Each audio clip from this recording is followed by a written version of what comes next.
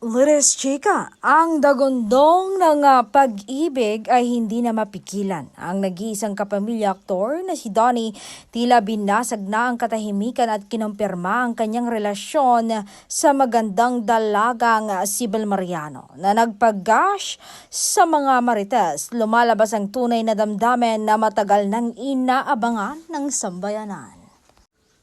Paano nga ba nagsimula ang lahat? Ang kanilang makasaysayang on-screen partnership ay nag-alab sa series na His Into Her mula sa isang proyekto. Ngayon ay papasok na sila sa kanilang ika-6 na pagsasama sa harap ng kamera. Ang kanilang pinakabagong movie na Tayo sa Wakas ay nagsisilbing patunay na ang kanilang kimika ay hindi lang pag-arte, kundi tatama sa pinakamalalim na bahagi ng ating kamalayan.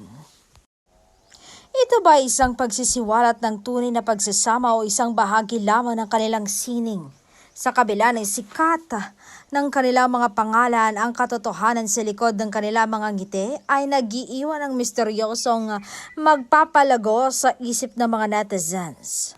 Handa ka na bang yakapin ang bagong yugto ng buhay ni Donnie kasama si Belle o mananatili kang nakapikit sa kanilang misteryosong pag-ibig?